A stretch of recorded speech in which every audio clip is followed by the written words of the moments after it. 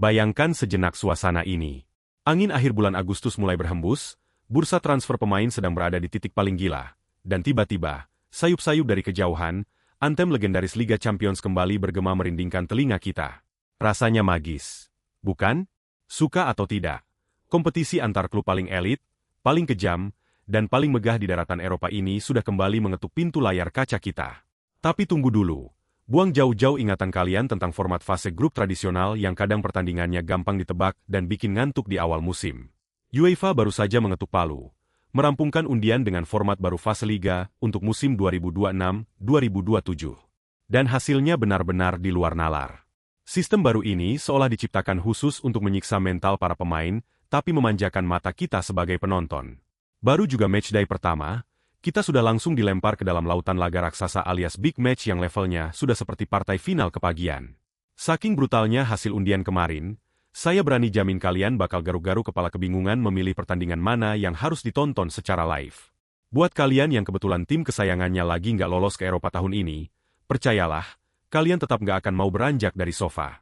Kompetisi benua biru musim ini menjanjikan intrik, dendam, dan drama kelas atas yang terlalu sayang untuk dilewatkan.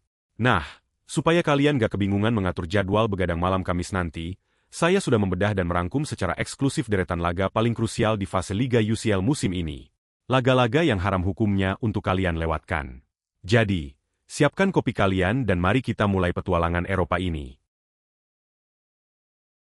Kita buka pembahasan ini dengan sebuah duel yang tensinya bakal mendidih sejak peluit pertama dibunyikan. Kalian mungkin berharap melihat ulangan pertarungan klasik antara Real Madrid melawan Manchester City. Sayangnya, untuk fase awal ini, angan-angan itu harus kita simpan dulu di laci. Tapi sebagai gantinya, semesta sepak bola menghadirkan sesuatu yang rasanya jauh lebih gurih.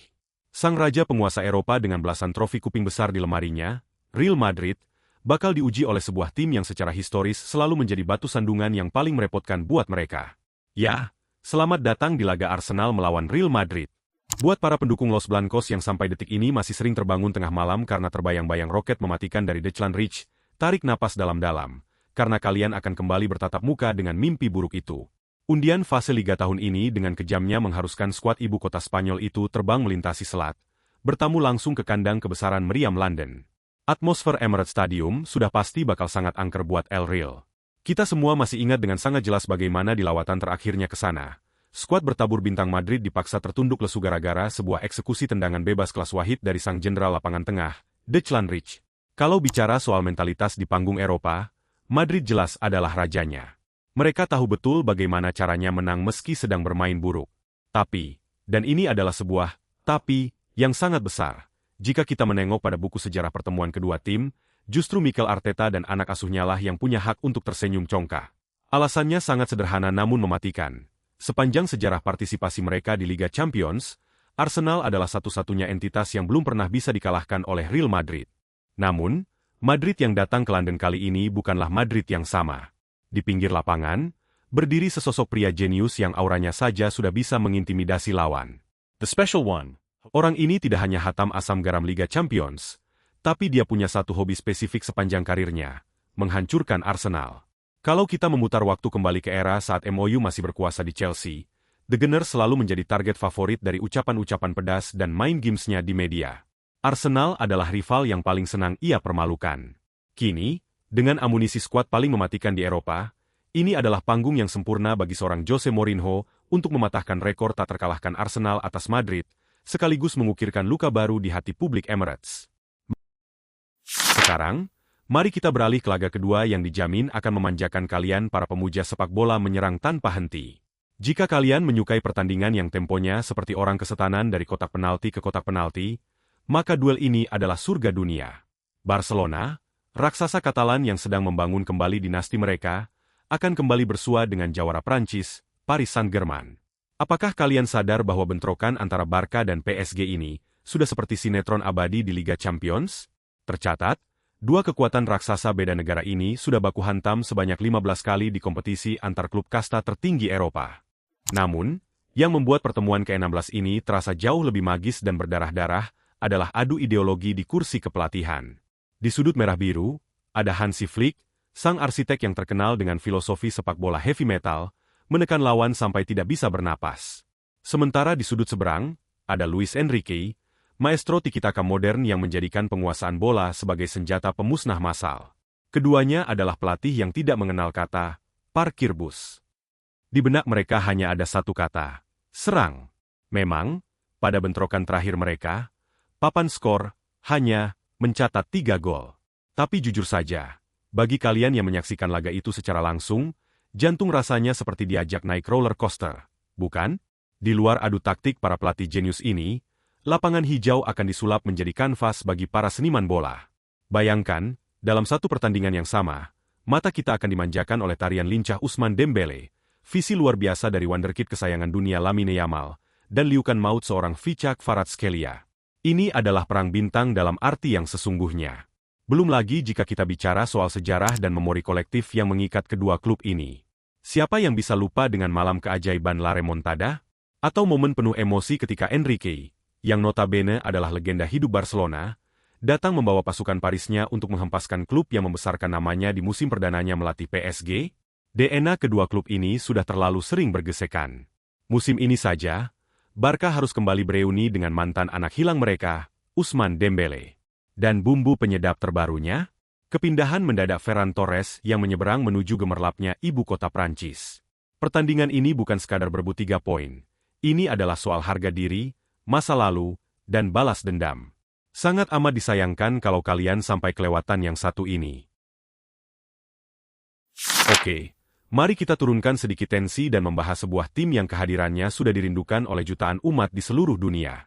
Kita harus membahas nasib mereka secara khusus, karena tim ini sudah terlalu lama bertapa di luar gemerlapnya malam Liga Champions. Saking lamanya absen, saya curiga beberapa fans mereka masih mengira format Liga Champions itu masih memakai babak grup konvensional berisi 4 tim. Mari kita sambut kembalinya sang Maharaja Old Trafford, sang penguasa yang sempat tertidur lelap, Manchester United. Keberhasilan skuad Setan Merah mengamankan posisi ketiga di klasemen akhir Premier League musim 2025-2026 menjadi tiket emas bagi anak asuh Michael Carrick untuk kembali ke panggung yang seharusnya menjadi habitat asli mereka. Tampil kembalinya MU ini sekaligus menandai partisipasi mereka yang ke-26 kalinya di kasta tertinggi kompetisi Eropa, mengukuhkan status mereka di daftar 5 besar klub dengan jam terbang paling tinggi di Liga Champions. Sayangnya, karpet merah yang menyambut kembalinya Setan Merah ini ternyata dipenuhi oleh paku tajam. Comeback mereka di fase Liga akan langsung diwarnai oleh jadwal yang rasanya seperti simulasi neraka. Bayangkan saja, baru juga merapikan dasi dan jas masuk ke arena Eropa, Bryan Mbeumo dan kawan-kawan sudah harus berhadapan dengan salah satu raja terakhir yang paling ditakuti, Bayern Munchen. FC Hollywood dari Jerman ini adalah entitas yang selalu diunggulkan untuk juara di setiap musimnya. Dan seolah semesta belum puas menyiksa batin fans MU, Bayern saat ini dilatih oleh sosok yang sangat familiar dengan cara menghancurkan Manchester United. Dia adalah Vincent Kompany, sang legenda hidup Manchester City. Kompany jelas sudah menanamkan DNA rivalitas abadi di dalam kepalanya, dan dia pasti akan sangat menikmati setiap detik usahanya untuk membuat Old Trafford terdiam. Sejatinya, seluruh jadwal Manchester United di fase Liga ini sangat menarik untuk dibedah. Tapi selain partai melawan Bayern, ada satu laga emosional yang wajib kita soroti. Pertandingan melawan klub kejutan dari Italia, Como. Disinilah Michael Carrick akan beradu kecerdasan dengan mantan rival terberatnya di lini tengah Liga Inggris dulu, CSC Fabregas. Fabregas sukses menulis cerita dongeng dengan membawa Como merasakan atmosfer Liga Champions untuk pertama kalinya dalam sejarah klub. Laga ini akan menjadi pembuktian, siapa di antara dua maestro lapangan tengah masa lalu ini yang punya otak taktik lebih cemerlang di masa kini. Bergeser dari nostalgia Old Trafford, mari kita bahas sebuah pertandingan yang aroma kekayaannya bisa tercium sampai keluar layar televisi. Laga derby biasanya identik dengan pertarungan berdarah dua tim dari satu kota, atau terkadang derby klasik beda negara seperti Bayern melawan Madrid. Namun, karena musim ini kita tidak disuguhkan duel tersebut, mata kita wajib beralih pada apa yang sering dijuluki oleh netizen sebagai derby minyak, atau derby sultan. Selama kurang lebih 1 dekade terakhir, Paris Saint-Germain selalu membranding diri mereka sebagai klub super kaya raya yang mampu mendatangkan bintang manapun yang mereka tunjuk. Meski citra itu kini perlahan mulai digeser menjadi proyek yang lebih masuk akal, status mereka sebagai klub sultan jelas belum luntur. Dan musim ini, di fase liga yang kejam ini, kesombongan finansial PSG akan langsung ditantang oleh klub sultan sesungguhnya dari tanah Inggris, Manchester City. 2 tahun lalu, City memang pernah menjajal kekuatan Paris. Tapi saat itu The Citizens masih berada di bawah bayang-bayang kejeniusan Pep Guardiola. Musim ini, ceritanya berbalik 180 derajat. City datang dengan nahkoda baru, Enzo Maresca. Jika dilihat sekilas dari gaya bermain, Maresca memang mengadopsi banyak sekali pakem taktik penguasaan bola ala Guardiola. Tapi awas, Luis Enrique di kubu PSG sama sekali tidak boleh berasumsi bahwa dia akan menghadapi Man City yang sama seperti era Pep. Masih lekat di ingatan kita, apa yang terjadi di partai final Piala Dunia antar klub musim panas tahun lalu? Enzo Maresca adalah sosok jenius yang secara brutal mengakhiri kedikdayaan PSG racikan Enrique. Waktu itu, Maresca melakukannya dengan skuad Chelsea. Jika dengan skuad Chelsea saja Maresca sanggup membuat Enrique tak berkutik, bayangkan teror apa yang sedang ia persiapkan sekarang.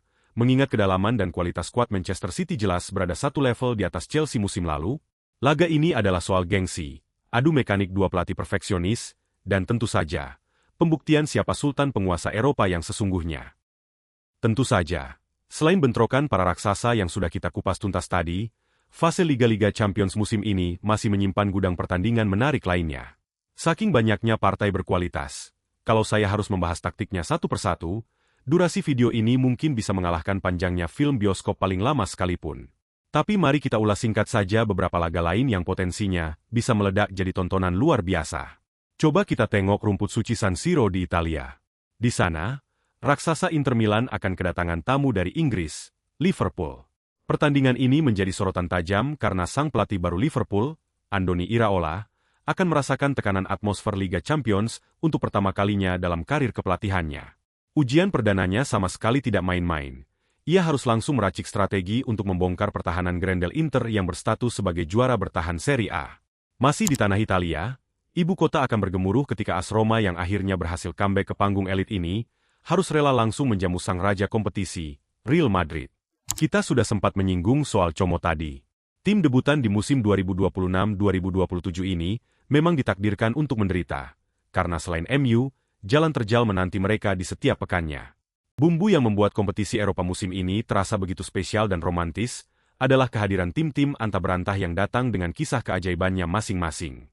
Di luar nama Como, kita akan disajikan permainan penuh semangat dari Viking FK yang berjuang bak pahlawan dari Skandinavia, hingga sang juara dari Timur Jauh, Sabah FK dari Azerbaijan, yang siap menebar ancaman dan membunuh raksasa yang meremehkan mereka.